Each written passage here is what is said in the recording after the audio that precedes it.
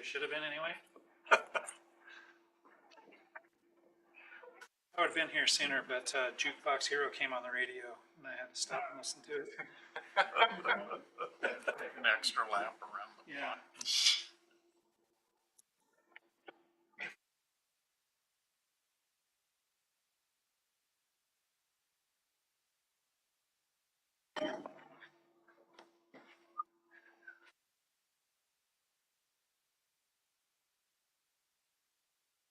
Oh, there's Carly trying to get in.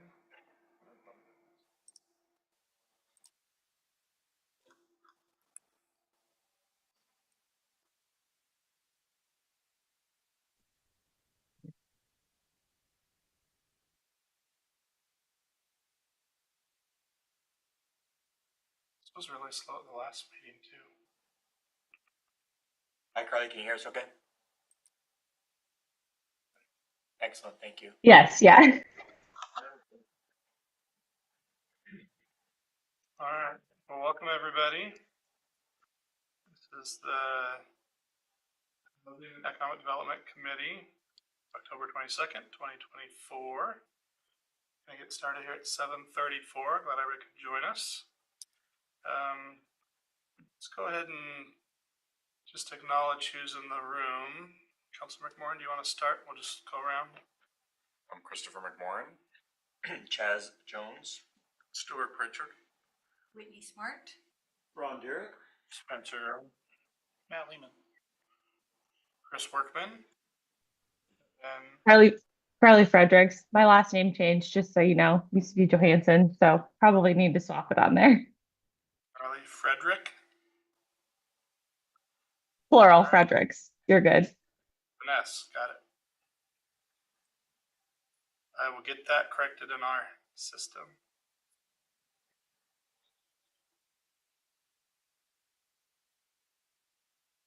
Perfect. I'm going to get us through the minutes here. Then the first item of business is to select a chairperson, a co-chair, and a scribe.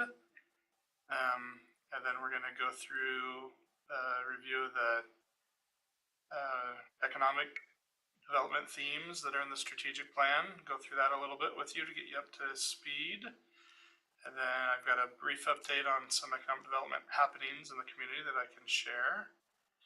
I'll open it up if anybody had any specific questions or concerns, and then we'll adjourn and talk about a next meeting, and then we'll adjourn. So once we get to co-chair, then I'll turn it over to them and let them take it from there. But until that point, we've got a set of minutes and a set of notes. The distinction between minutes were from an official meeting because we had a quorum at that first meeting on May the 8th. On August the 27th, we didn't have a quorum, but I just took some notes about general conversation that we had. So we don't need a motion to approve the notes from August 27th. They're just notes. But we would like to get a motion to approve the minutes from May 8th, 2024. If anybody has any corrections or anything on those minutes, now would be a good time to speak up.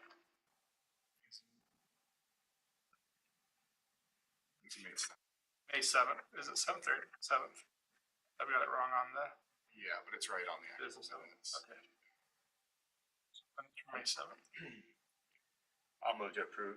Second.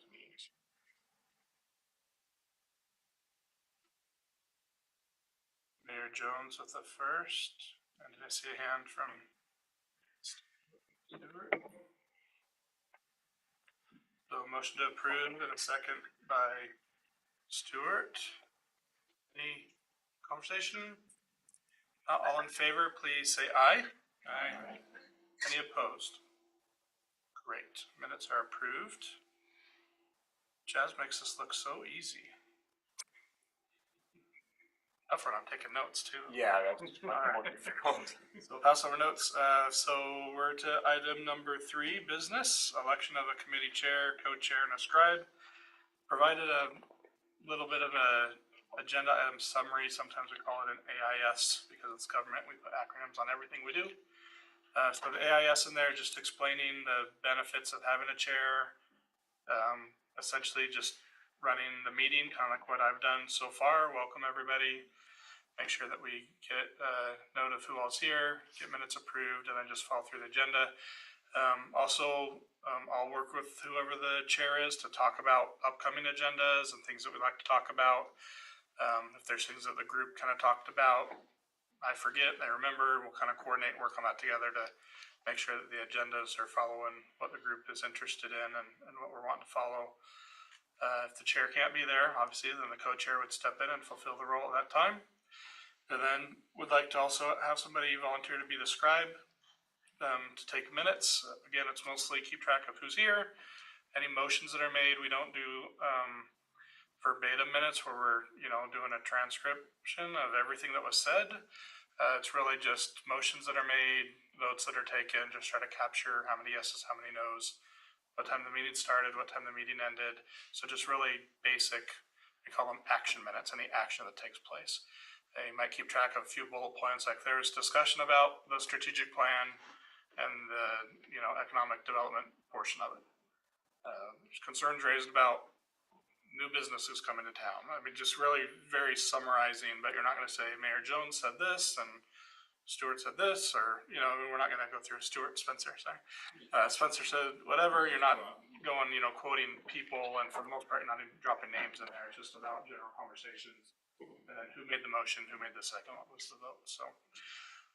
Those are the three positions I think I put in here. We'll take volunteers and or nominations. So if you want to nominate a neighbor next to you, or if you want to volunteer yourself, we'll go ahead and open the floor now for volunteers or nominations to be let's just do the chair first, and then we'll do vice chair, and then we'll do scribe. I'd be willing to be chair or co-chair if somebody else really wanted to be the other one of those two. Okay. You don't want me to scribe? I'm on with Spencer. I was thinking that. Is anybody else interested in being the chair? Want to give Spencer a run for his money here on the vote? All right. Let's go ahead and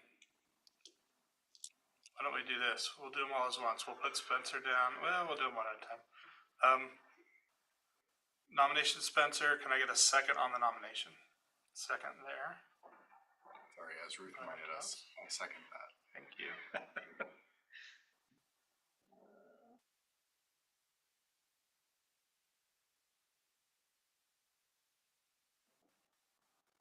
Great.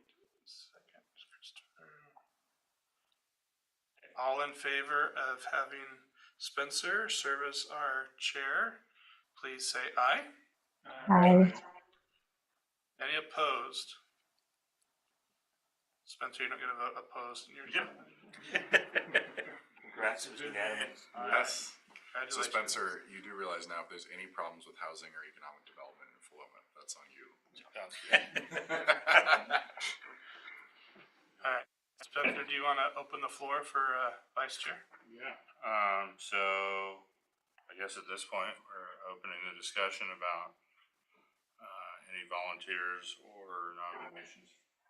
Co-chair, vice chair, whatever. Anybody? 1, 2, 3, not it. Like, you know what I mean? Yeah.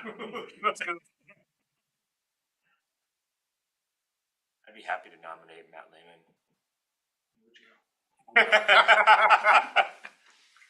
It's not even Christmas yet. Yay! I'll second it. But then only if he's willing to accept. I would be happy to. That's fine. So it sounds like we have an accepted nomination for Matt Lehman for co-chair or vice chair. Or which one is it? Does it matter? It's Are this they is different? co-chair. It's really a vice chair. I'd heard vice chair, but I thought maybe co-chair was more cooperative. The terms. I think I use both terms. Is there any, but can I just ask for opposition or do we have to? You do however you want. You're the chair. Is there any opposition to Councilor Lehman serving as vice chair, co-chair? Vice chair, co-chair. I gotta pick one. Vice Vice chair. Vice chair. As vice chair for the Housing Economic Development. Like it's unanimous. Yeah, so it's unanimous.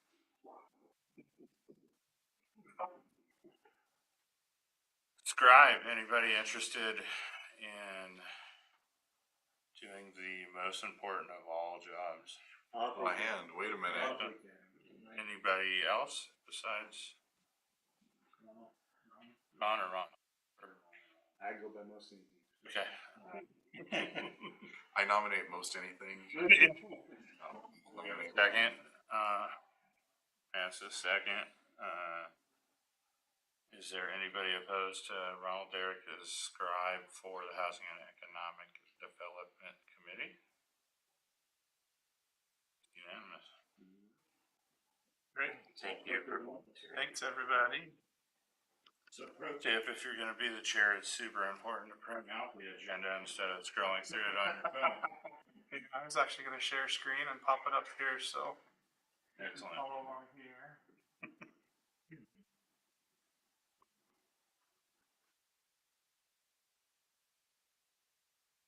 Really good, we can.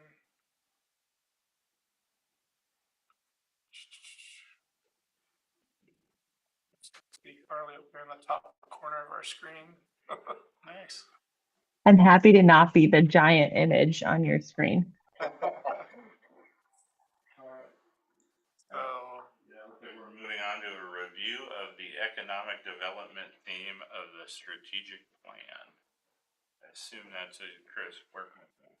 it is a Chris Workman thing, so I hope everybody had a chance to go through and look at the strategic plan that I included in the packet. We're getting down through here. The strategic plan, just in quick summary, because again, I'll assume that everybody had a chance to go through it, and my city council members have heard this over and over and over again. The strategic plan, the council looks at and updates about every year. Some years it gets updated more than others, more heavily than others, I'll say.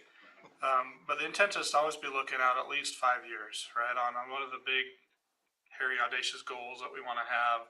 Some of those are big infrastructure projects. Some of them are just, just big objectives that we have and want to get to. So we're always trying to look out, and then we're always pulling back to see, okay, what bite of, how much of that can we bite off this year? And then how much could we need to figure we're going to do next year and the year after and 4 years out, et cetera, to get it done. Because we know that some projects just take more than a year to get done. In fact, most projects take more than a year to get done. Which gets real fun with the budget season being the way it is, because especially construction projects start in the spring, end in the late fall, early winter. That's 2 different budget years, and so finance-wise, we got to figure out the financing to make sure we got enough budget in both years to make that happen, because we don't know if we're going to be ahead of schedule or behind schedule. So that gets a little bit tricky. Staff usually balances that out pretty well, but the point of that strategic plan is to identify the 5 different kind of themes that we've honed in on. So we've got responsive, effective, and transparent governance. Theme 2 is the healthy economy that we're going to look at tonight. Theme 3 is a strong and resilient infrastructure, which obviously ties into a strong economy as well, but it's specific to those public works type projects. Theme 4 is great neighborhoods. We're going to touch on that a little bit tonight as well. And then theme 5 is safe community, really looking at public safety at a more holistic view and what the efforts are there. Obviously, there's some overlap, right? It's not a perfect separation of these 5 themes. There's some overlap in there, and sometimes we get in a little bit of discussion even at the council level. We have an idea of something we want to do, and it's a matter, okay, well, what theme does it fit under best? And sometimes we flip a coin and we just put it somewhere because we just need to put it on there. But for the most part, under each of those themes, you'll see there's listed out goals, and I'm looking at page 5. Sorry, let me get down here. This mouse is kind of a slow mouse. Here's where I'm at, right there. So you can see each of the, get up to 2. Each of the themes have got a number of goals. The healthy economy has 3 primary goals. advance the downtown safety and streetscape project, support and expand economic and community development, and then develop and expand Floma tourism. And then under each of those goals, we've got some objectives. And that's where we really try to keep the focus with the council on setting those policies, is those goals and objectives. And then typically we look to staff to determine, okay, what actual action items are we gonna get done this year in order to reach those objectives? Or what action items are we gonna do next year to reach those objectives? So we're just gonna put it on pause this year, next year we'll move on with it. So that's how it's organized, which sounds really simple until you get to the end of that and you end up with 40 objectives or 40 action items for this year. And then we usually end up kind of kicking that back to the council saying 40 is too many, right? We need to get it down to something that's manageable that we can actually get around. If you try to focus on everything, you're not really focused on anything. So there's this constant push and pull between wanting to get everything done that we can, maximize the amount of staff time and resources and budget we have, and being realistic on how much we can bite off any given year.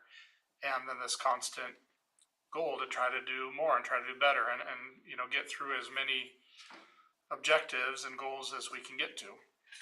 But there's a reality check on how much time and money we have for any one of these things.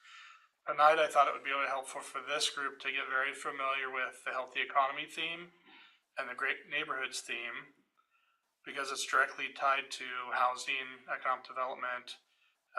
There's a lot of things in the great neighborhoods section. I didn't read those 6 goals there that I think that this committee should be familiar with as we're talking about priorities and looking at different projects through the sphere of housing and or economic development.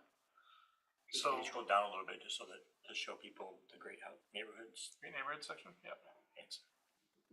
So, and let me go ahead and just hit those since we're looking at them now. So, the 6 goals under great neighborhoods is to address affordable housing in Philomath, maintain optimal level of transit services, implement the park master plan and encourage community events. 4.4 is support the Philomath Community Library. 4.5 is support healthy and clean neighborhoods. And 4.6 is reduce energy usage in city buildings and vehicles. Now, hopefully, as I read through those, there's been a couple of headlines in the paper recently that you're like, oh, we're kind of doing that. Oh, we're kind of doing something that might fit there. And as we get through and look at our actual objectives and action items, hopefully, again, some of those are familiar to you. So not to, reduce the importance of theme 1 being responsive, effective, and transparent governance, we're going to skip over that and just go down to page 7 on healthy economy. And mostly what I want to do here, this is a really slow mouse. It literally goes like a half line at a time. Come on. All right.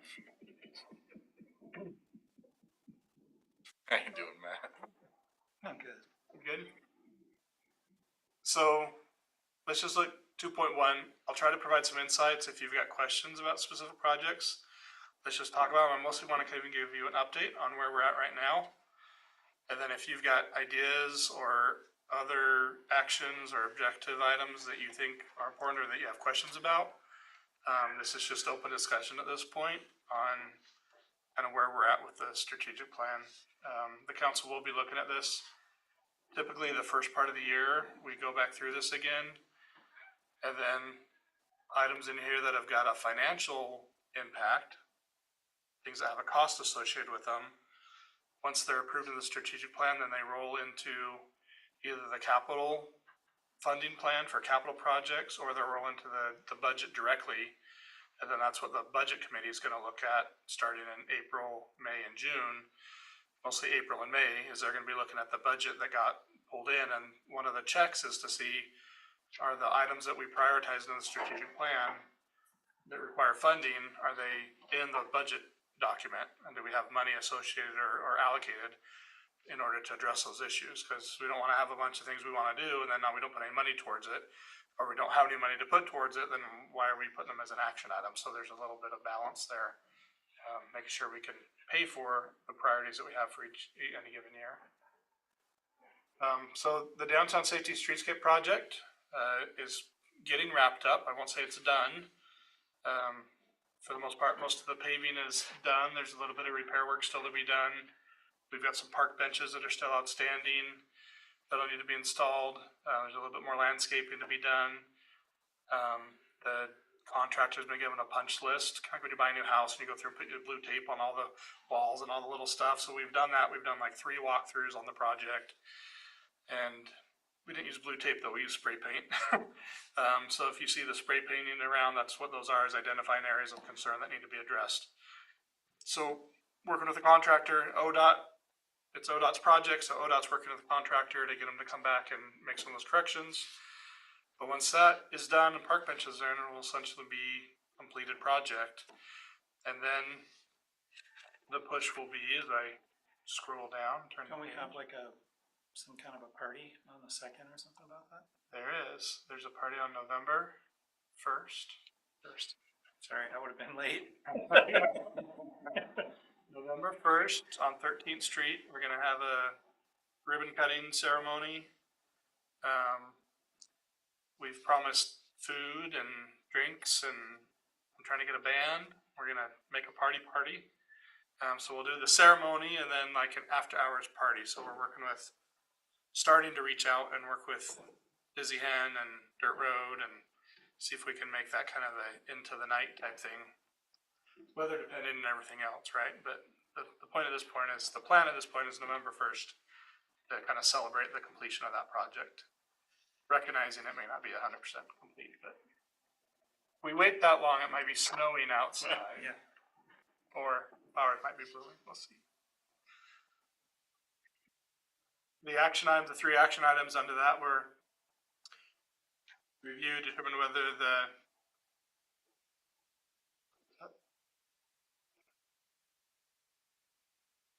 so advanced downtown project, revitalize the downtown is the objective.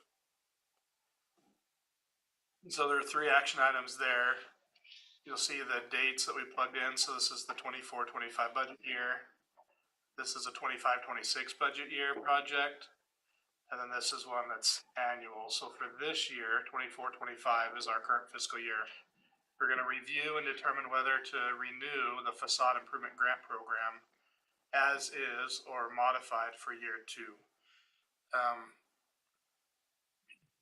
Are you guys familiar with the facade grant program? Did we talk through that a little bit? This last year, the city council allocated $30,000 to do 3 $10,000 facade grants for businesses in Philomath. If you're in the downtown area, you got a little bit of preference, but not a lot, just a little bonus points for being in the downtown corridor off Main or Applegate. But really, any business is eligible for it.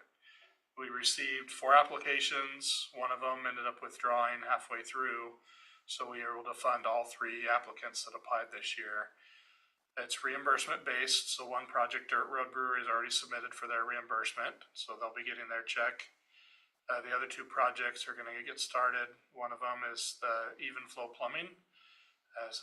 They've got just a solid metal, like a warehouse type building on Main and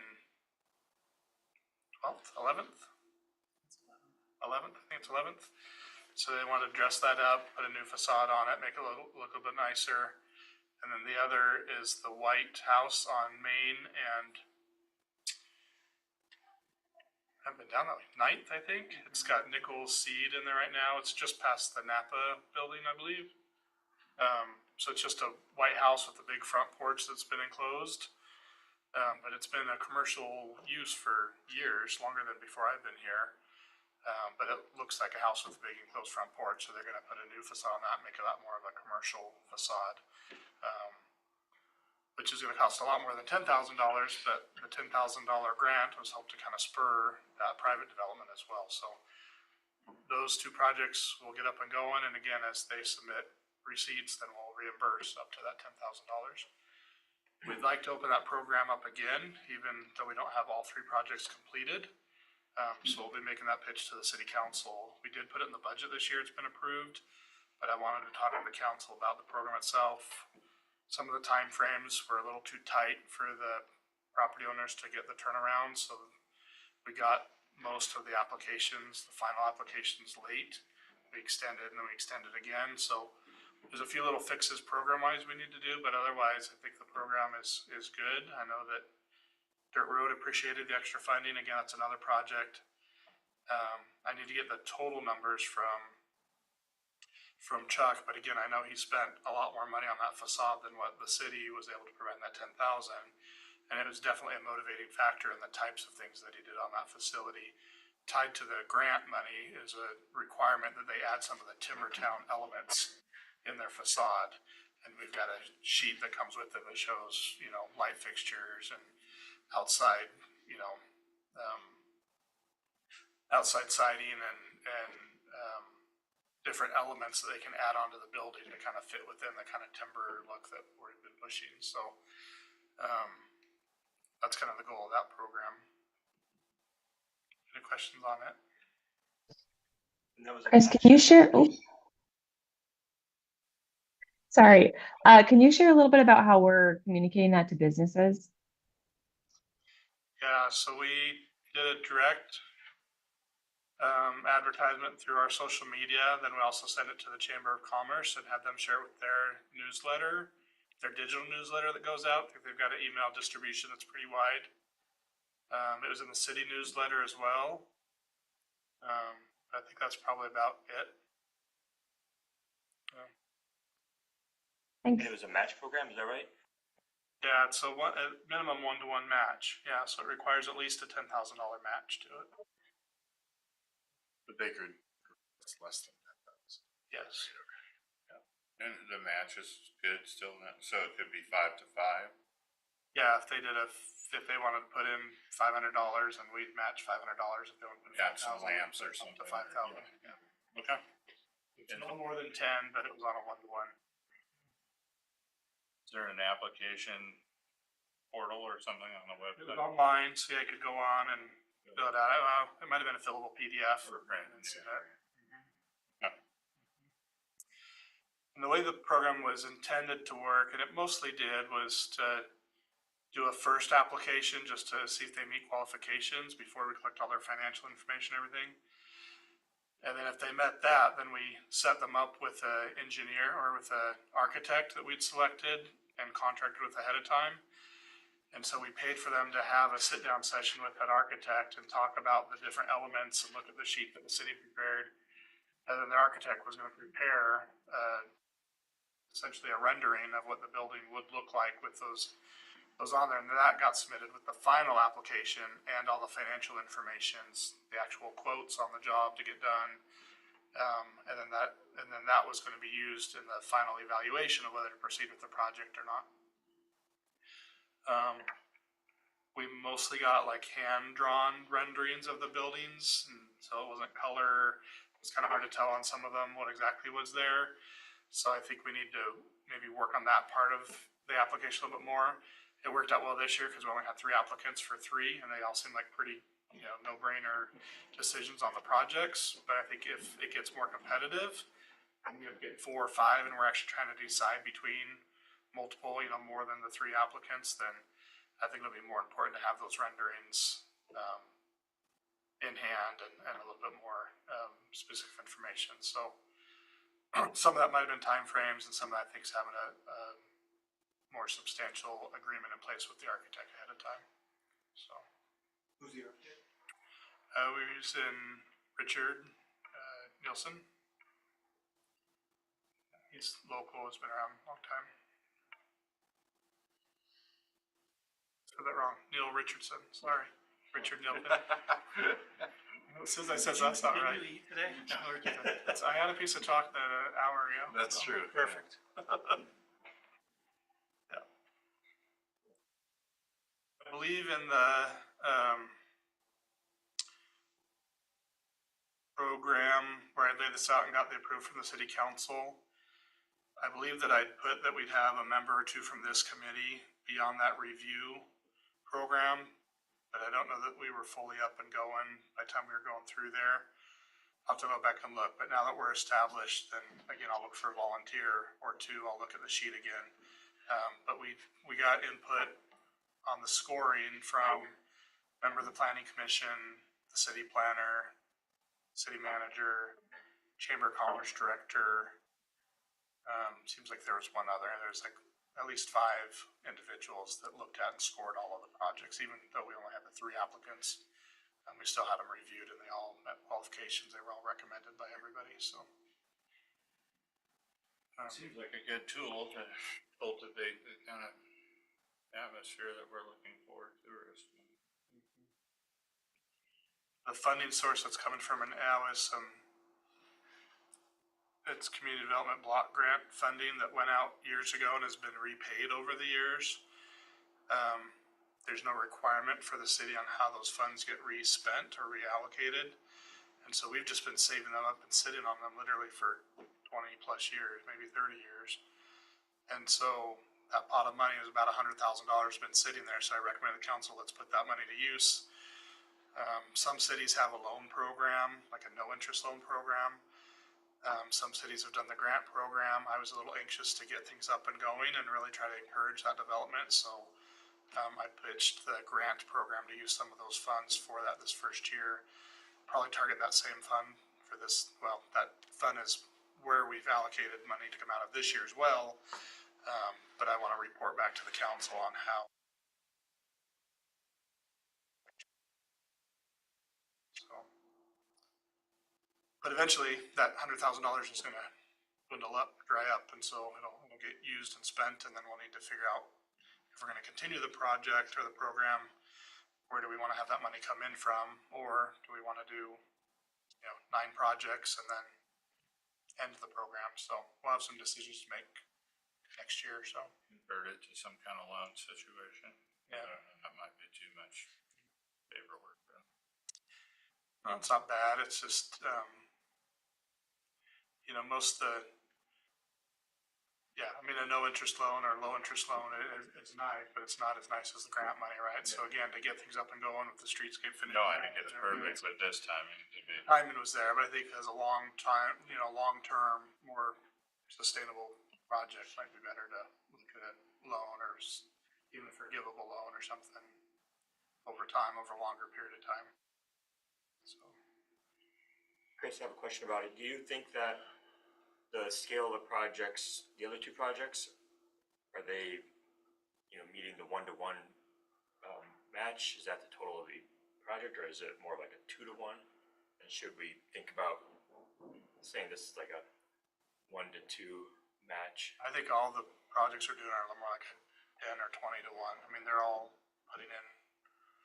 The third one I mentioned, I think that's $100,000 plus project, and we're putting 10,000 towards it, and I think they're looking at $100,000 to $120,000 for the full rebuild of what they're wanting to do. So I was pretty happy with all of the ratios. I feel like most of these were projects they've kind of been thinking about doing anyway. I was like, well, if I could get 10 from the city now, and I put a 2-year time frame on it, I guess I'm going to do the project now. So, and that was really the intent, was to really be that seed money to get them to move forward with the project now rather than waiting. So I think from this committee, if there are suggestions on, hey, I think you should have a different ratio, or just whatever suggestions you have, I think it's good to bring them up.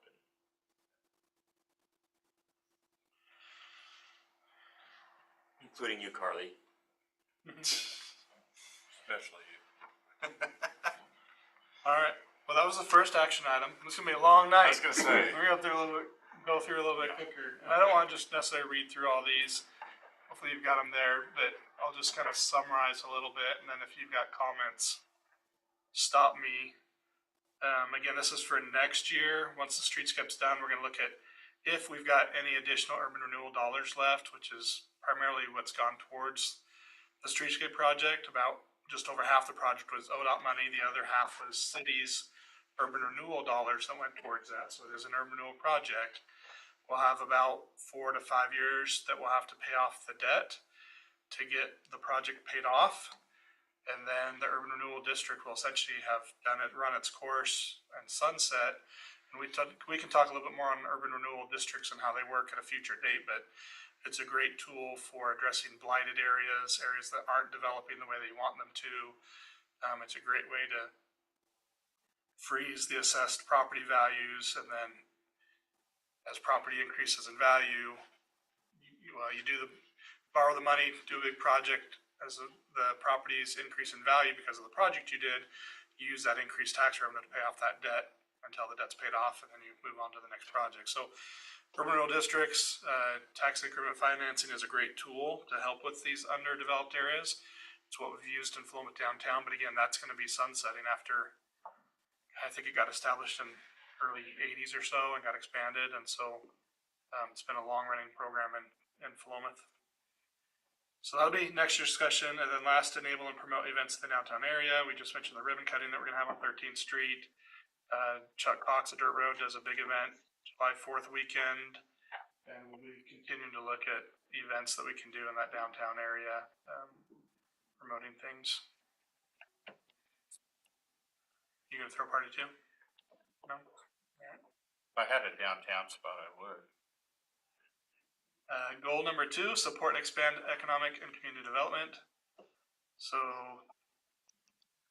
the objective, create and maintain dialogue between city officials, local businesses, regards to things that the city can do to assist local businesses. So we're looking at some time, place, manner restrictions on prohibit targeted businesses, specifically our cannabis stores. Or some time, place, manner restrictions that make it difficult, if not impossible, to locate a marijuana dispensary inside the city limits of Philomath, mostly due to the limitations on location.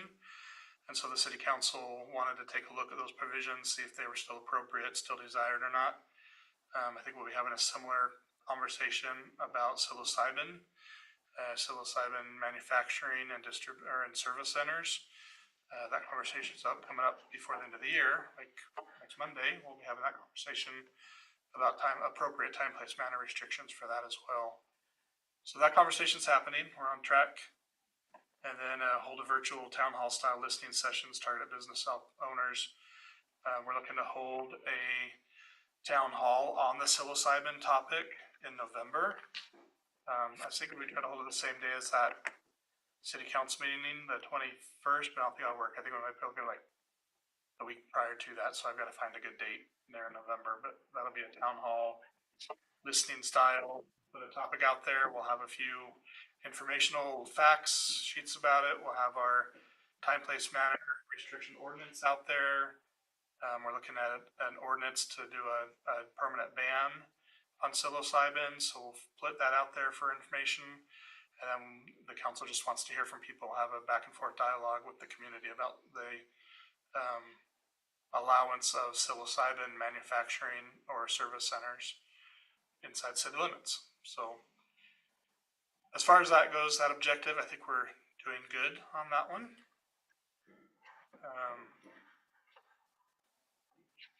This is an important point to add. I will say, I think city officials have done a good job of doing coffee with a city council member and being available, so residents and business owners can have access there. Chelsea and I and a couple of members of the council do a pretty good job of going to the city or the Chamber of Commerce luncheons, or in the mornings they do a mixer once a month as well. And just being available and there, I inevitably end up staying afterwards because people come up and have questions and want to talk through. So I think just being available to business owners to want to talk is helpful, trying to go where they are.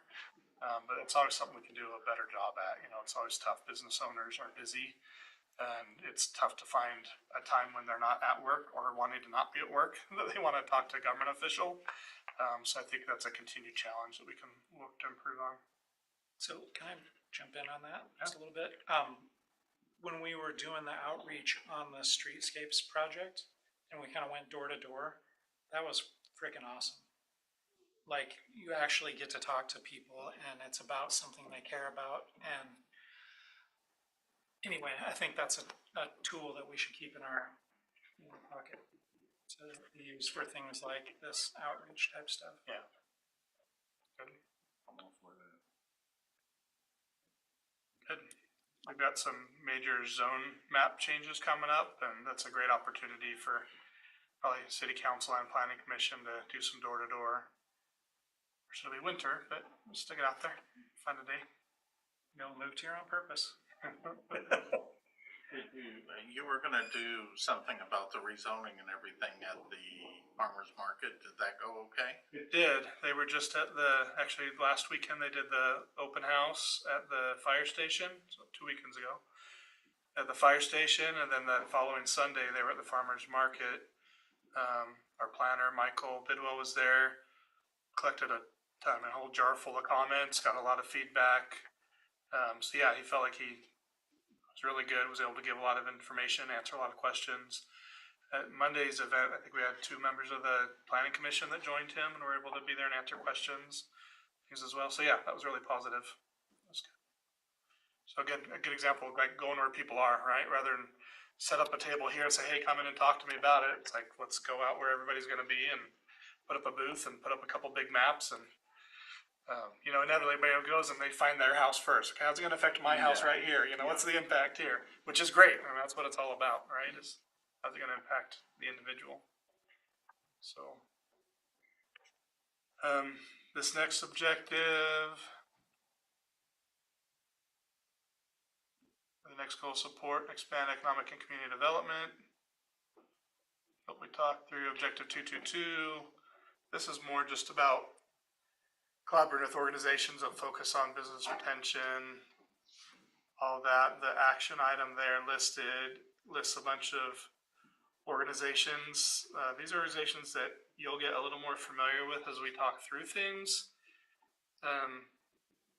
Chamber of Commerce, I mentioned already. Cascade West Council of Governments is our regional governance. They do, in addition to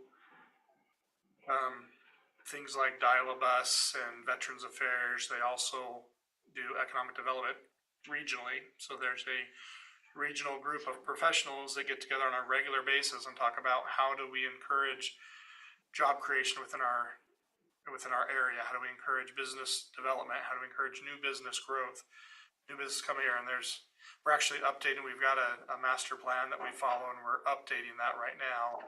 We're just starting to update that here this next year in 2025.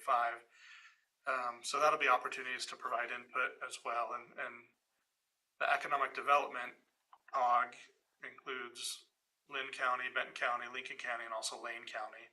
So it's a large regional approach to that economic development piece. And there's, again, a lot of professionals, and that's what they're doing every day, waking up and trying to increase that regionally. So the action item point on this is to tap into them. Small Business Administrative Agency at Lynn Benton Community College, SBDC is there, Small Business Development Association. So all of those are organizations that I try to stay in tune with. I'm attending meetings, taking part. You'll see Facebook posts where I'm putting activities going on there that Small Business Development Center is putting on. Oregon Rain is another one that works a lot with entrepreneurs and kind of creating an entrepreneurial atmosphere. And so I'll put their meetings on our Facebook and social media posts as well. Just encouraging any business owner, entrepreneur, wantrepreneur, that there's resources out there. A lot of them are no cost. Some are very low cost. If you're even thinking about putting a business on, they're great opportunities to get out there and get some expertise and help you put your marketing plan together, put your funding strategy together, all of that, put a website together. There's great programs out there to help business owners with that. I can mention really quick that next Tuesday, they're actually having their meeting at the fairgrounds. It's gonna be from 8 to 3. It's like a long meeting. It includes talking about grant programs, regional economic trends, in employment, childcare, workforce development. They have a keynote speaker, don't know who it is.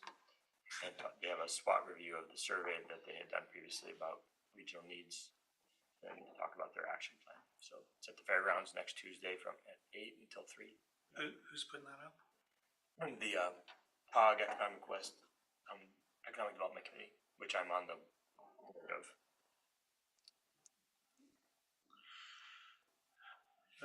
Objective 223 is participating in these members of organizations, which we kind of just referenced here. The other group that gets mentioned is the Rural Economic Alliance. This is rural Lynn and Benton County communities that have pulled together, trying to not get overshadowed by Corvallis, Albany, Benton County. So it just gives us a little bit higher seat at the table when we're pulled together and looking at how, as a region, do we have, make sure that we're getting our piece of the pie when it comes to economic development. We get a little bit of funding from the county, from Benton County, from Lynn County, both provide some funding. We get grants from the state to help. We've done some strategic planning. We're updating that now. We've got a website up and going, pulling resources. We've done some outreach. We just did a huge survey of our rural business owners in the community, and so we're digesting those survey results now and seeing how we can best serve some of the needs that are out there that we may not be aware of. So that's another group that's very, again, rural business in Lynn and Benton County oriented, mostly made up of city managers, city administrators in the small communities. A couple like Lebanon's got an actual economic development or community development director that's taking part in it, but mostly it's these small city managers. It's one of the hats that we wear, and we pool our resources and try to do what we can for our small communities to pull together. So,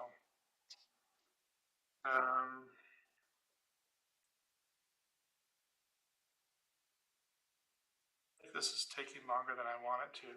I'm doing most of the talking. I don't want to bore you. Is this interesting? Is this helpful? Good for me. Are there any, maybe we'll go this, are there any questions about the objectives 2.224, 225, or 226? There. 225? I was gonna say 226. Well, 225 is Is us. utilize a formal committee to assist with economic development. Ta-da, this is you, right? So check. So that was a big one. 226 is the city-owned property, mixed-use commercial, low industrial, residential units. For this year, the target is to do cleanup the city-owned property on 14th Street, 14th and Main. We've got an application out. It came back, so we're revising and getting it back in again. We're trying to get some cleanup done. This is the lot right at 14th and Main, where the car wash used to be a fuel station. That car wash used to be their self-car wash. And we know there's some underground storage tanks there. We know that they've got some leaking. We did a phase 1 and phase 2 environmental assessment, so we know there's a problem there. We just don't have the money to get it all cleaned up on our own. So DEQ has some programs. We're just applying for that grant. See if we get some environmental cleanup before we move forward with any type of mixed-use development there. And then the city doesn't have 20th Street on there. That might be in the housing portion of it. But the city has another lot on 20th and Main, right before you get to the Dairy Queen, just east of Dairy Queen. And on that one, we're actually working with a newer nonprofit that's focusing on rural subsidized housing units. And so they're trying to get some new state funding that's been allocated for rural communities that are wanting to do smaller affordable housing. Most of the affordable housing been at the state level so far has come in multi-million-dollar packages for very large corporations, many of them out of state, that are coming in and building these megaplexes, 300 units, 500 units. And it's just more paperwork and more sophisticated than what most of our small communities can do or even need to do. Right? We don't need a 500-unit affordable housing complex in Philomath, but a 20-unit complex to help 20, families out would be great. So, and I'm not saying 20 is the number, but I'm saying it's a lot more doable for a smaller nonprofit and a smaller community our size than some of these larger projects that the state has funded in the past. So that project is, we're just awaiting a formal proposal from that nonprofit on what their finances will look like. More than likely, it'll involve the city's participation. The ask will likely be the contribution of the land, so they can do the project. That's going to save them the cost of land or to put it up, which will make those projects more affordable. And then they're also looking at some state funding as well, as I mentioned. So those two projects are out there. So have we heard anything from? As in like a couple weeks ago, we did, yeah. Okay, so it's still on the shoot. Okay. Yep. What are there any deadlines as far as the OHCS? Probably, but that's on him. So Okay. he's working through all that. Okay. The gentleman that came and presented during our first meeting. Yeah. Yeah. Yeah. Would it be possible to get them on the agenda for a future meeting?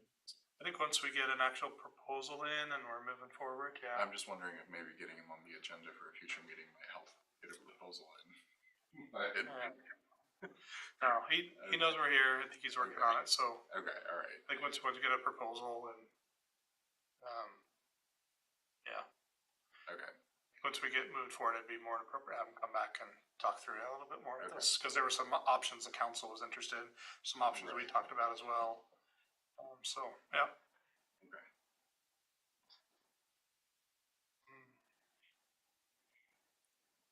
We talked through these.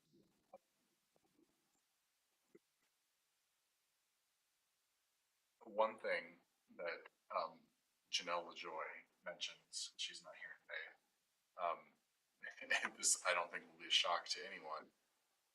She wants to know why the farmers market isn't mentioned in promoting tourism and downtown.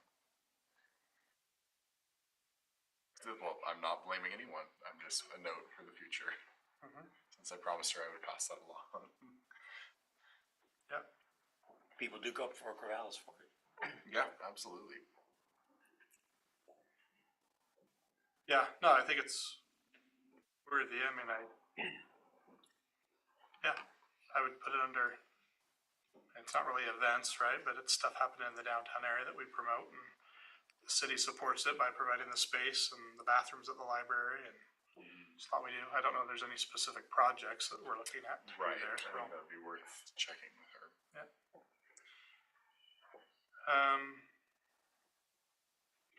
And the rest of these action items, again, just more specific to the site on 14th Street in the future. Goal 2.3, develop and expand Philomath tourism. Tourism always sounds like a lot of fun until you get working on it, and then it's just a lot of work, just more work. Support the Murray's Peak to Pacific Scenic Byway.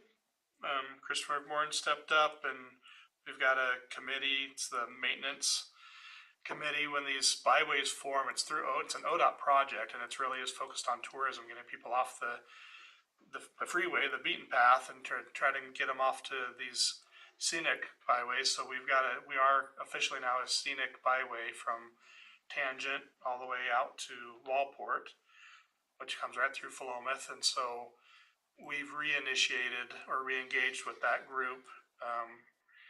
When those get approved, there's a maintenance plan that gets put in place for not just maintaining, but enhancing and providing like the pullouts and the informational kiosks, points of interest and all that.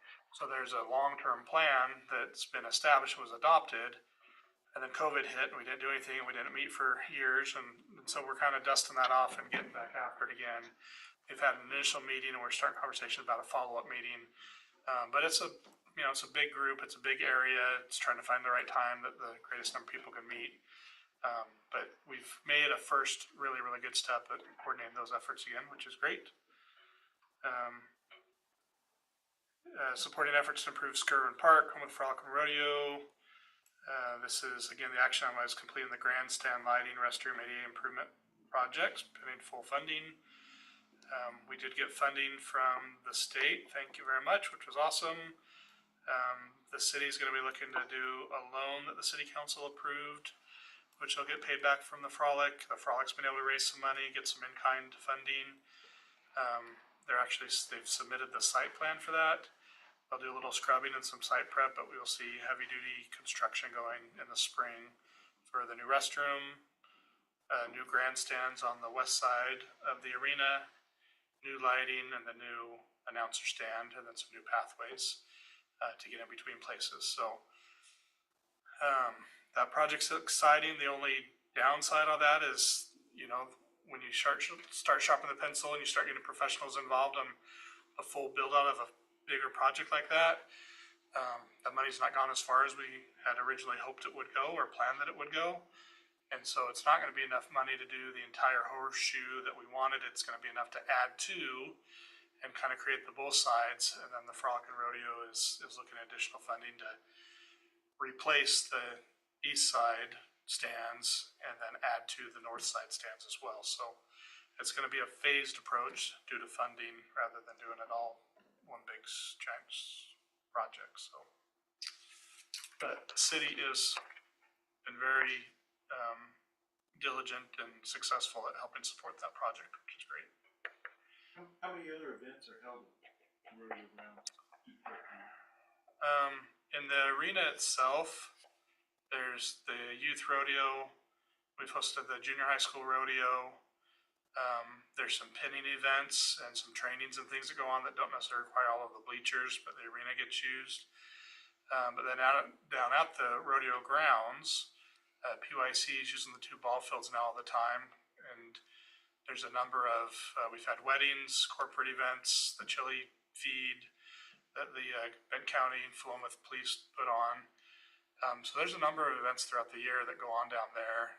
The public restrooms was big for me. Just I think there's events that don't go there now because you have to rent porta pots and all that. So I think having permanent restrooms will increase the number of events that are willing to go to the rodeo grounds. And then the goal is again to continue that outreach for youth rodeo and semi-professional rodeo to use the arena more often. At that size, you reach a level where you get into that 4,000 in seating, you can start bringing in music, concerts and things. So that'll be a new venue that the Frolic's going to start looking at on trying to get some musical events in there as well and have it as a more of a concert venue as well. So, yeah. So talk through that. Support efforts to serve and promote tourism in the city. So completion of the streetscape project. Talk through. Gonna look to next year, this year, 24, 25. Travel Oregon does some small grants for tourism. They're not large, but there's enough money to kind of help out. So we know we want to do something different with our wayfinding signs downtown. When the couplet went in, a lot of businesses were concerned that they were only going to get one-way traffic looking at their business. And so I think it was the Downtown Association started the directional signs to point to businesses that were on the other street, the other direction. And so the city, when the Downtown Association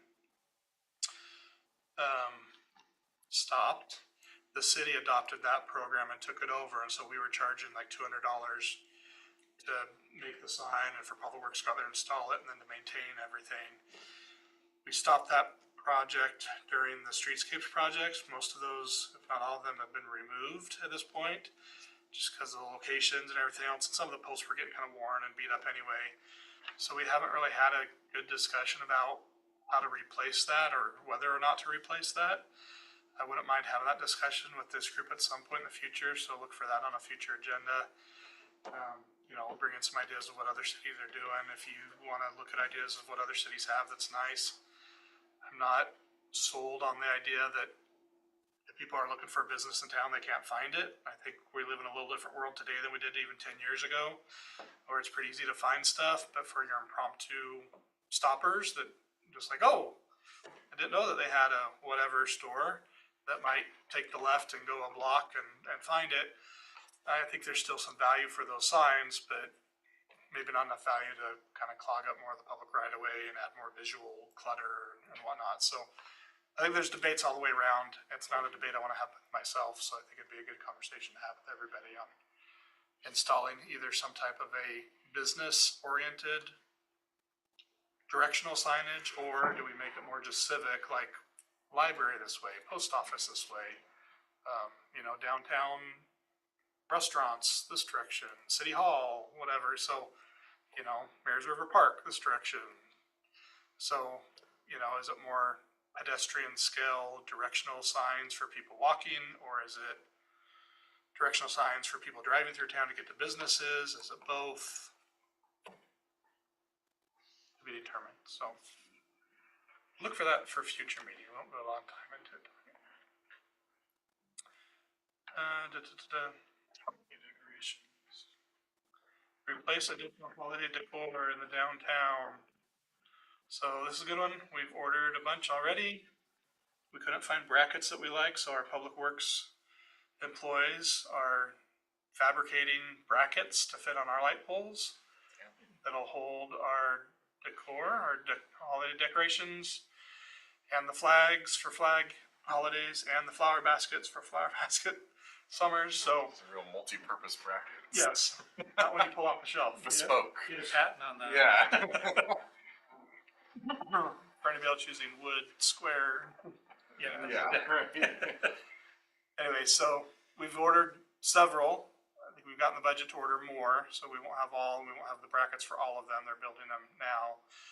So those will come in over the next few years. We'll just pull that from the budget and make that happen to continue to add to the decor. But the decor, I think they went through the art committee. There was a whole committee that looked at a whole bunch of different varieties, and so that was a committee decision. I don't know if the city council voted on that, or I think just the art committee made the decision, and that's what we bought. So, Do you know when those are going to go up?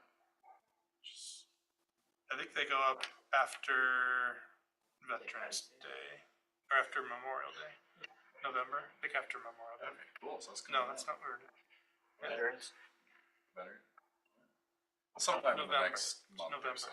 Okay. It's in November. Giving? Probably just before, just to make all those Christmas before Thanksgiving people mad. We coordinate it, so when they turn the lights on the Christmas tree, that also turns on all the holiday Oh, that'd be decorations awesome. on Main Street. Well, I'm up that early. Tree decorators Christmas really early vacation, this year. Right? Wouldn't that be pretty fun? And then can we also do fireworks and a drone show? Ashland does that. I'll go to the chamber. Sounds like a chamber event, so yeah. On this, are you gonna continue talking about holiday, or are you done? Whatever you wanna go. Yep. I was just gonna mention, so one thing that I think is relevant to this team, this group is this, so Mr. Marion Clark, he's bringing his professional basketball team to the Willamette Valley, playing in Philomath. They're gonna be called the Willamette Valley Jaguars. He's printing off, what do you call them? Shirts, jerseys? That's the one. And he mentioned to me, he's like, oh, he wanted to put the city's seal on the logo up here. Oh. And I'm wondering, it's like, public use, is that acceptable? Is it okay? Do we want to, do we need to like write a little resolution saying it's okay for him to do that? We probably wanna run by the city council and, yeah. See, this is why we need that iconography.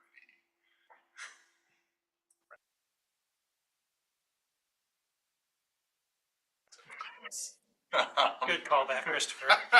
Because think about right, like when you see like the 3 stars and the blue bars, you're like, oh, it's Chicago. I know we're not gonna ever be that level, but when you put that on a sports jersey, you're like, ah. Yeah, so I was just, I would. well, what I wanted to mention, that the opportunity is something that's, he's moving forward with it, he's really excited about it, and so he's printing off jerseys soon.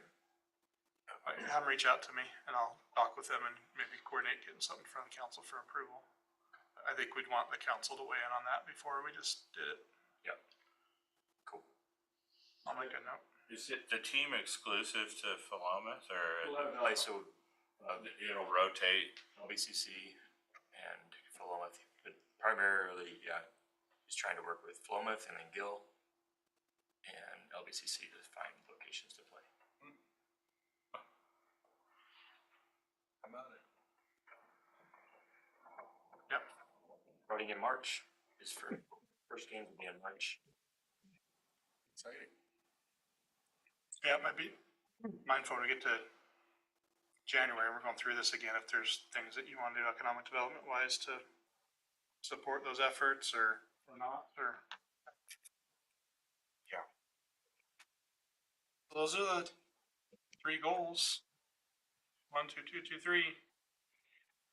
What are we missing other than farmer's market? What goals do you have when you want to be on the economic development committee? What did you have in mind? I had something I've been sitting on that I'm not sure the logistics of this, but I was up near Hood River recently and I was thinking about how they have the fruit loop. And it's really well traveled, it's really well advertised, obviously. But I think that we could do something similar with the farm stands and flower stands and wineries, things like that along the scenic byway. And be that, wayfinding along the way, something like that. It's a matter of getting the businesses on board, really. But I just think it'd be something worth exploring from a tourism perspective, and just getting additional, traffic along that road that people may not otherwise take the road. So we do work pretty closely with, Visit Corvallis, which is our regional tourism hub. It's our regional tourism center, so they get a little bit of funding from, Travel Oregon, but it's not a lot. They do a little bit of funding here and there, but again, it's not a lot. But they just made a concerted effort. If you go to their Visit Corvallis website, they've got like a wine tour, kind of similar. And then they've got a farm stand tour or agritourism that they promoted. And so they were asking, they're doing a lot of promotion. I think they were doing a lot of one-on-one outreach to folks as well, to farmers and people that had stands. I think a couple of Philomath folks got in on that, but not a lot.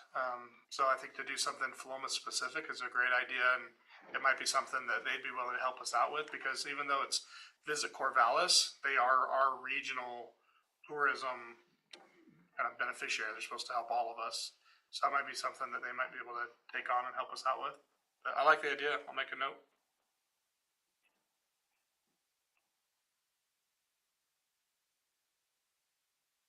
Christopher. Oh, Christopher? Yeah.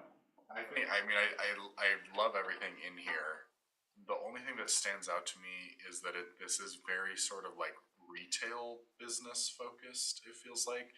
And I think especially with, things like Timber Lab and a lot of the actual like large employers in Philomath, this feels like it doesn't necessarily cover that type of business. So that might just be something for the council to consider as we evaluate this, is wanting to also promote like jobs, not just sort of like storefronts. I think both are very important, but like I think there's a lot we could do to like make sure we have. I think we are doing. It's just not really in the strategic plan. Like make sure we have zoning ready to go to accommodate, larger businesses, and make sure we have infrastructure, and making sure we have sort of the table sets so that those large employers are able to come to Philomath without us having to, scramble or anything like that. That's the only thing that kind of stands out to me here.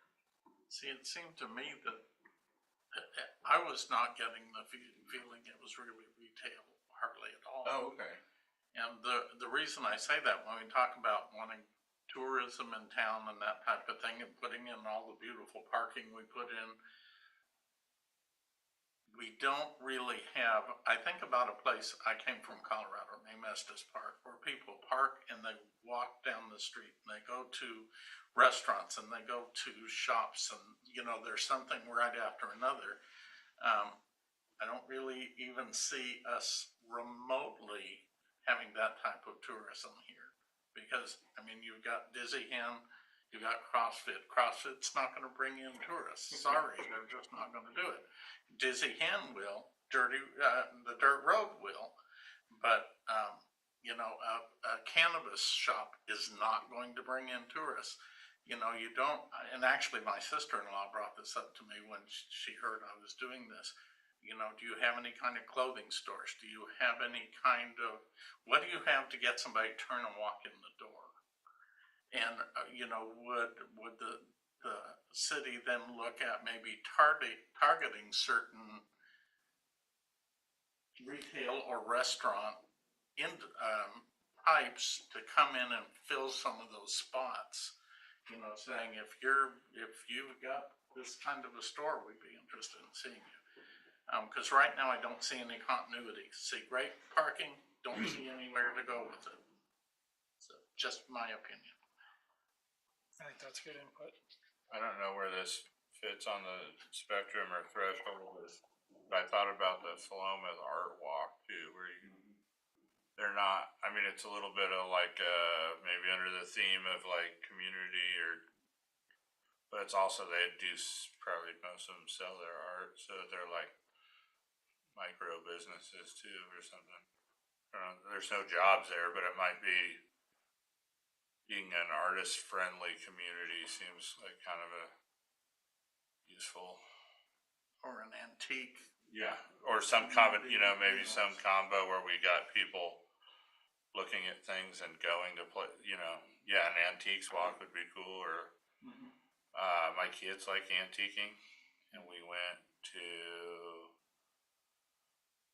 a place that's way up by Portland. They have like a day where everybody drags their antiques out front and have special pricing, and or whatever, and like a couple of food carts or whatever, but to kind of get people to come and see, look at each. I can't think of the name of that one. Agora? Yep. Well, Agora and Coburg are probably your two. My wife, much into antiques, so I've been going to a lot of these places.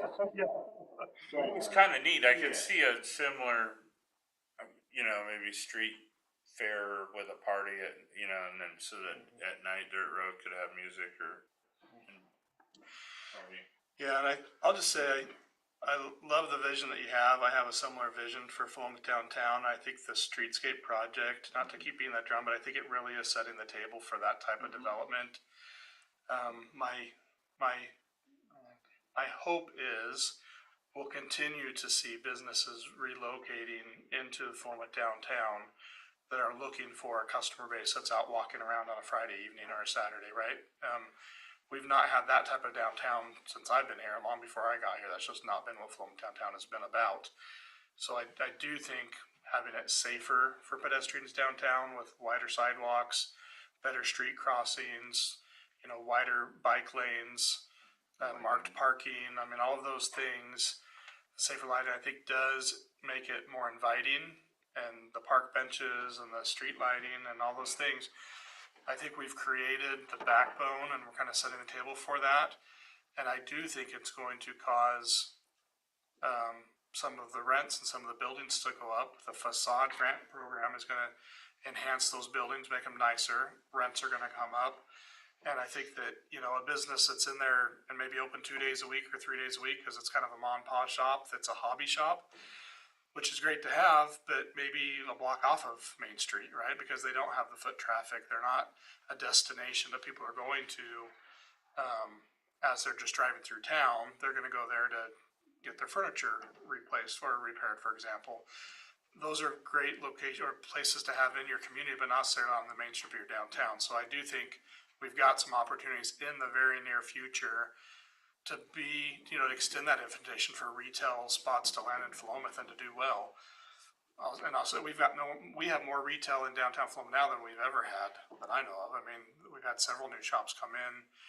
The gun shop converted to that emporium. We've got a couple, a bookstore and a kind of antique place where it used to be a solar panel office station used to be. I'm seeing that conversion slowly, and I think now that Streetscapes is done and construction's done, I think we'll see more and more of that. And it sets up the opportunity for downtown events. Right now that 13th Street's kind of done, that's kind of where we focused in to be able to shut that down on a couple weeks' notice even and do an antique show, and we can have other event organizers come to the city and say, we just want a street closure permit and we're going to put on an event. So it's not even that the city's doing it, just we've set the place and we've got a location now where we can do those types of events, not have to shut down the highway, not have to do any of that. And it's there and it's set up. We've got power at every single one of those light poles. We've got the new light poles in, new landscaping. We need to do a little bit more landscaping, some other things on 13th. We've talked about adding some more lighting, kind of the linear lines that go across the street, the rope lighting. Getting some of that in. So again, just kind of make that more of a place and a destination for events. So I think we'll see more of that. But I love your vision. That's exactly Spencer what had a good idea too, which is becoming very popular. And I don't know, you may have seen the one in Lincoln City, but the food trucks where they have a central area where you can go in and sit and eat. And the food trucks are kind of around there, and food trucks are getting really popular, and Corvallis has little or none. Yeah. Corvallis does have a food truck, like corral, they call it. Crossroads or something like Common that. field. Common Fields, yeah. Yeah. And then there's one in Albany too, the barn. Might be something to think of it when we're planning for the 14th Street. 14th Street, yeah. even if it just was possible that for them to set up one or two or three, and then maybe we're not building a full food court Yeah. thing, but you know, to include it as part of a city event, that there's food vendors there. Do you know if it's posted somewhere, the report that that consultant had about like the community gathering places or whatever? On, Because it's on our website. I was trying to find it and I struck out, so, but maybe I, a very valid option. But, because just to your point, Spencer, we had a consultant kind of draw up some possibilities. And one of them for that lot was sort of like a mixture of like a small building that would be like a visitor center and public restrooms, and then sort of a very nicely landscaped lot that could be parking if there's nothing going on, or could have food trucks, or could like have the farmer's market, or just this kind of like mixed use space. And then we haven't actually made any decisions with that, but it has come up for sure. Yeah, I have a little different view on food carts just because I eat lunch in town often and I like supporting our businesses here that support our community. Food carts typically are there to kind of try to undercut that a little bit, make their money, but we don't see these more mobile food carts supporting PYAC, for example, giving money to the schools for events. So I've always been supportive of the idea of a food court hub where you've got a property owner that's got improvements like a bathroom, a hand washing station, maybe some covered seating that the food carts can come to, but you've got an owner that's paying property taxes, that's a part of the community, and then the food carts can come and go, right? They can be there for a year, they can be there for 6 months. That's great, but I've long advocated for that type of a food court establishment, but I'm not as big a fan as an individual food cart parking out in front of True Value and taking money during lunch hour that would otherwise be going to La Raquita or to El Crucero or to, you know, any of our other restaurants around. So, I think there's a place for I'd rather see something more permanent. Yeah. You know, Much like the barn in North Albany has that. Yeah, and our current code allows for that. Corvallis's code allows for that, but Corvallis also has the separate food court permit that you can go through for just an individual one. And I've, you know, not just I, in talking with the planning commission, city council in years past, we've always shied away from that model and really looked at just our code currently allows for a hub. Let's encourage that. And we came close a couple years ago. We had a property owner that was looking to do one, and then, you know, I don't finance these things. I just tell them where they can put them, and it fell through for whatever reason. So we've come close at least once on somebody interested in doing it, but our code allows for it. I wouldn't turn it away. You know, we'd find a way to make it work. I do think our code is a little stringent in places for requiring things like paved parking, and more permanent improvements that may, you know, make it difficult for a entry-level budget, you know, budget-friendly option of something like that to come in. So I think there's rooms to look at our development code and see if we can lighten the requirements there a little bit on some of those types of development. Yeah, that, one of those hubs would be huge, you know, maybe more, I just thought like if we could have 2 food carts when like we had Philomath Days or whatever, and it could even be, or a street service from. Yeah. You know, For special events, I'm all for it. Yeah, right, Special that's events. that was more my thought than a permanent thing, but being able to kind of support a more festive atmosphere. Yeah.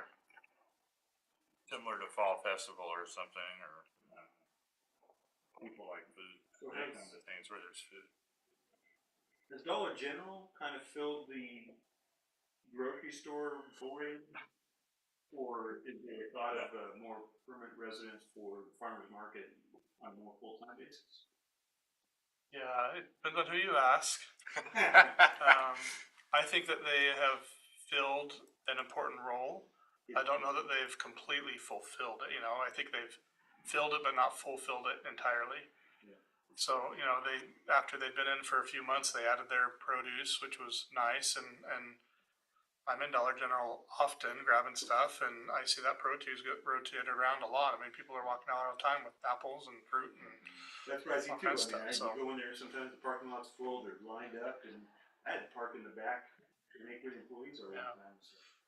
Man, this place is doing business, and I assumed it was more for the groceries than the. Yeah, Yeah, they stuff, yeah. I see everything get out of there, so it all gets sold, but, so I think they've been great community assets, right? So I will say that, I think that they've fulfilled a need that was there.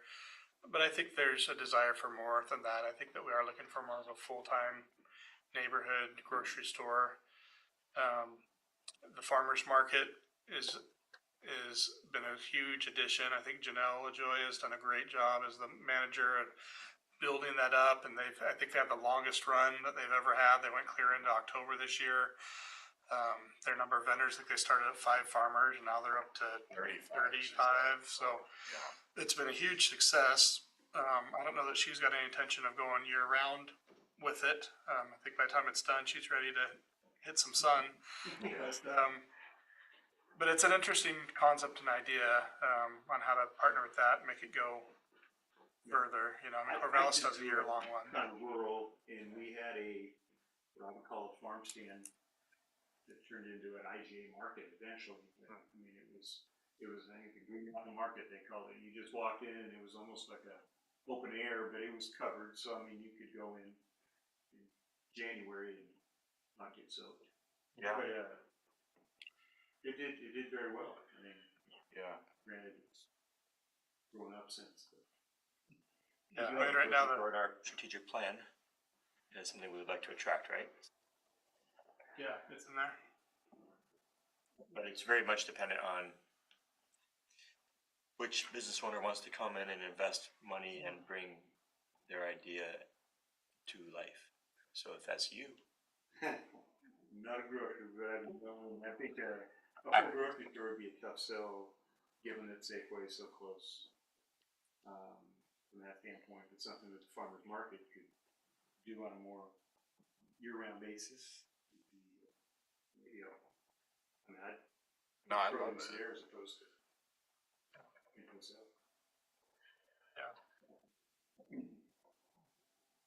I know, we've been discussing making some zoning changes east of town. Well, I say east of town, on the eastern edge of town there, and wondering if there's been consideration of maybe putting in some of the infrastructure that would be needed to support commercial operations there, and then creating like a reimbursement district or something like that, so that if someone did want to come in, they just need to plug in. They don't need to do the actual construction of the utilities, but then they would still be on the hook for the cost. Is that? I think so when the Boulevard Apartments came in, which is on the very, very end of town, they took water and sewer all the way across there on the north side of the freeway. So it's got utilities there. As far as getting back further onto the property, that's typically always been on the developer to do that once you get out of the public right of way. But and I think Boulevard Apartments got a reimbursement district set up there, and so if you do develop and tap into that line, you'd have to reimburse them for a portion of that cost, like your frontage.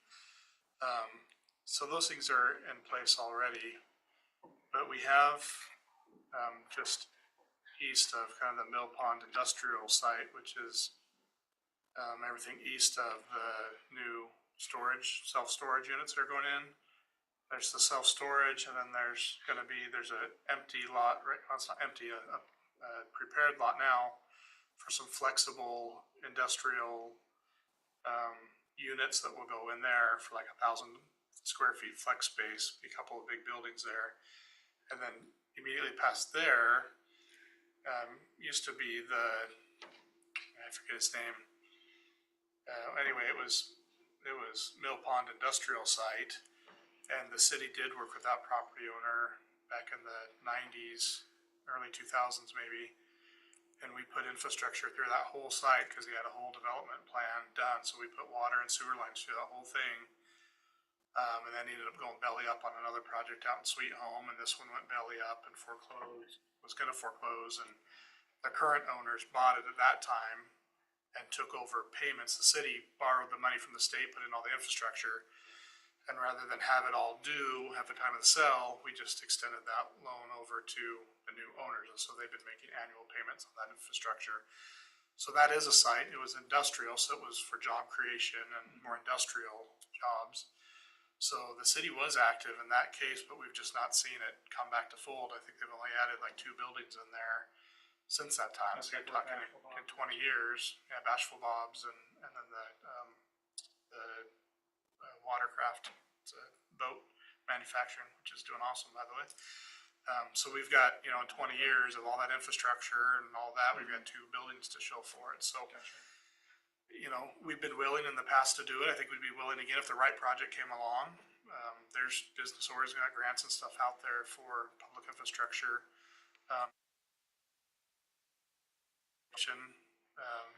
Nova Dynamics and Alerica, when their new facility went on the west side of 19th Street, we applied for a grant through Business Oregon based on job creation, and so that's paying for their sidewalk that's got to go in. I think some street lighting, some engineering stuff to cover that. I think it's $370,000, and that was a grant forgivable if they get their job growth that they're looking to get. So we're always at the table to do it where we can, and it makes sense, but we never want to put it where the city's going to be at any jeopardy or loss. But those are good opportunities to put us out there. Not every city will do that, but we've always been willing to where it makes sense.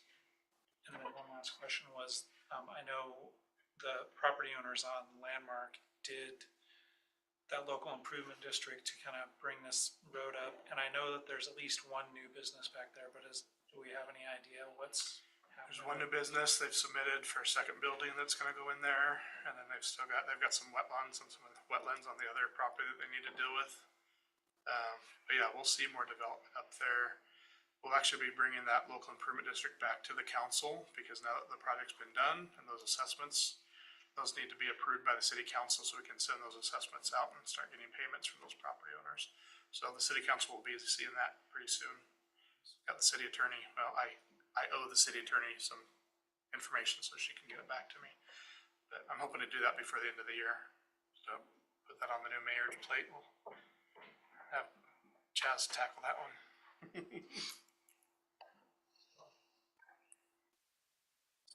Any other questions on this? Yeah.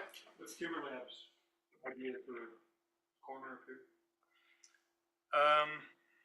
So I won't say a lot other than what's been in the paper. I'll say we've had several meetings with them. What's been published, they've purchased both lots the Interfor was on, so up on Industrial Way and then also out here on the highway.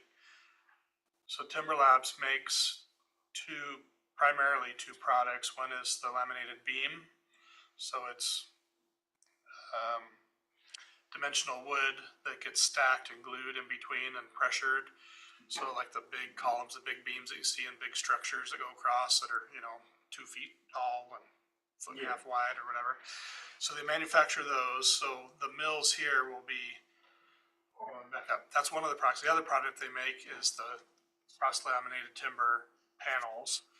And so that's essentially like 2x8s that get stacked this way, and then they run glue on it. I'm really oversimplifying this. And then they put 2x8 this direction, and they glue lam it.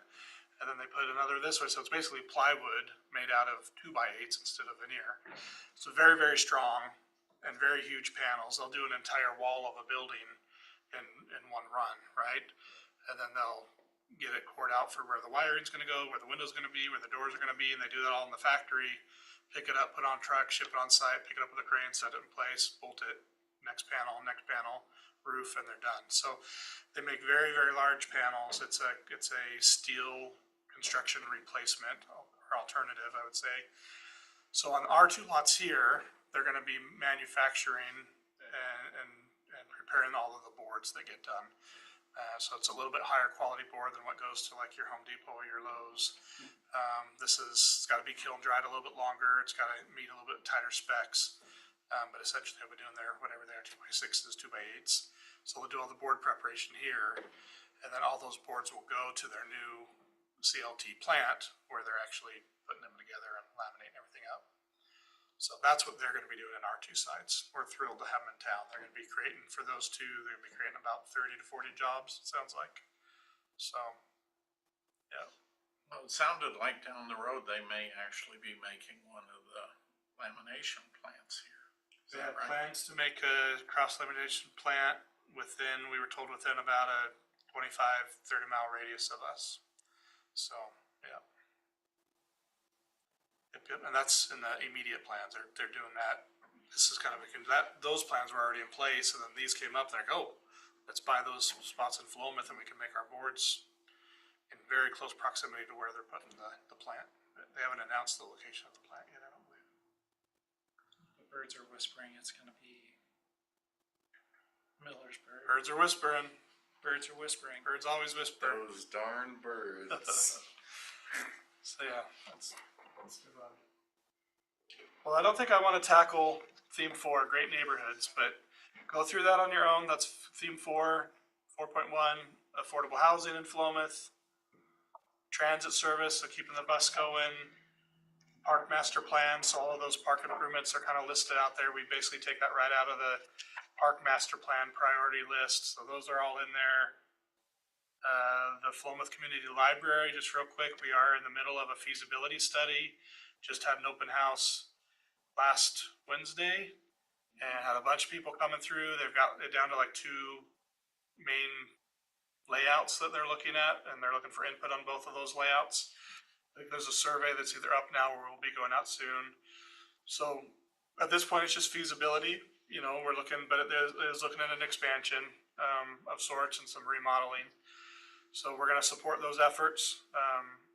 And then we'll need to look for the funding once we figure out what the cost would be. And we look up, see what's it going to cost, and we start doing some fundraising, talk to friends of the library and private donors and see what we can do to get that funded. Healthy, clean neighborhoods, talking through reduce energy usage. We're signed up with the state through one of their programs. They're going to come through and do an energy audit of the entire city. We just applied for that.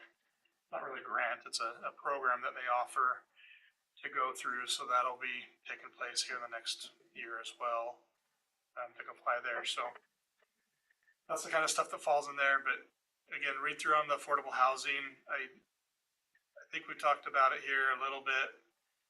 There's more to come. We've been a little bit delayed just because it's a lot of work. We've been a little delayed on some of the new code language we want to put out that's really going to focus in on middle housing and allowing for, we covered that here, I think, last meeting when not everybody was available. But if you remember that table with the low density housing, the middle density housing, and the high density housing, the new code language that goes up with that is going to allow for much greater density, which is the negative side of it, but it's also, you know, a greater number of housing units at a more affordable price tag where people can actually afford to get into a home. If that be a town home that's 1,200 square feet, they at least own it, right? They can get in, get some ownership, build some equity, and then progress on through to another neighborhood or you know, a larger home as they need. So that's the type of code language that we're looking at, and it's directly, you know, reflective of the strategic plan to identify areas in our code that we can modify the code language to allow for more affordable housing units. And I mentioned affordable, the actual capital A affordable housing development we're working on up on 20th as well to subsidize housing available in Philomath as well. And I've never turned down a request to meet with me to talk about a housing project. I mean, people come in and want to talk about a apartment complex, whether it's high income, low income, whatever. My role is to bring them in, sit down, hear what they want to do, and then show them a path to get to what they want to do and help them go through that process. So a lot of it is, one, being willing to sit down with folks and answer all those questions and do that, which I think the city's always done a good job at. We try to keep our SDCs low. We try to keep our fees low, our permit fees. again, just try to help property owners do with their property what they want to do with it. And that is not the attitude that all cities have. You know, I can tell you that some cities, especially at the staffing level, planning commission level, they just like the way they are. They don't want any new growth. They want to put their head in the sand and just pretend that the world's going to change around them and nothing, but nothing's going to change. And that's just not the reality. I think cities doing a good job at being proactive, recognizing we need smaller homes, the ability to build smaller homes to keep them affordable, have a place for people to come and live. So, People are coming. yeah. Make them not come. Any questions? Kind of skimming over that a little bit there at the end, but I want to be respectful of everybody's time. Yeah, any questions for Mr. Workman? Is this helpful tonight? Yeah. Okay. Whitney, you're always so quiet. I worry about what you're thinking over there. Always Maybe. going. You said you had some surprise for us at the end. Oh, I was going to talk about the update on 20th Street, but I intertwined it with all of the other stuff. Sorry. Moving forward. Well, we kind of stalled out on that project on 20th, and I wasn't sure if we were going forward or not. But no, made contact Ian a couple weeks ago, and he's excited, and Okay. he's had other things he's working on as well. But How he's dare he? back on the saddle and Okay. moving forward. So no, that was the exciting announcement. As far as our next meeting, I was thinking around the 24th of December, 25th. Or we could wait till January. Unless you've got anything pressing, I'm kind of thinking get through the first of the year. Maybe meet back up in January and give a good look at. By then, I think we'll have the actual code language for the housing stuff. So maybe we shift off of economics and we move into housing again. And look through those. I think it'd be a good opportunity for you to provide some feedback on the housing. So I'll try to get it to you earlier, like about a week ahead, and really give you time to go through there and then come with some suggestions and questions and comments. It'll precede some of the public hearings that we're going to have. So it'd be helpful for me. I'll probably invite Michael, our planner, to come too. It'd be helpful for us to come and hear some of your comments after vetting through it, looking at it through your lens of affordable housing and developability and those types of things before we get in front of the general public on, all things about their property specifically. I think we kind of want to look at holistically. So a lot of times where we have to make decisions as a city that are going to have a negative impact on a few individual property owners. And we always have to pull back and look at benefit for the overall city or community as a whole. And it's just really hard to do, especially when those individuals are sitting right in front of you. So you won't have that experience when we get to the hearing. That's the experience that the planning commissioners and city council members often have to face. As these gentlemen who have sat there all know, it's difficult. Have somebody testify that this is going to have a negative impact on me, although it's going to benefit everybody else. And it's hard to go ahead and vote, on something that's going to hurt those individuals. So we try to find win-win-win solutions all the time, but that doesn't always happen. So that will be the case with some of the zone changes, some of the code changes we're making. So again, that feedback's helpful ahead of time. Just kind of prep for it. Okay, I'll find a date in January. I'll kick it out to the group. I will do some individual outreach to folks that haven't been here the last couple of meetings and see if we can win them back for the January meeting. Appreciate your insights there. That's all I've got. Spencer, I'll yield the floor to you. I guess we just need to vote to adjourn. You can just adjourn. No, then we'll just adjourn. That was one of the Thanks, better everybody. adjournments. Yeah, unless somebody's got something. You did Right now. very well tonight. Thanks, Carla.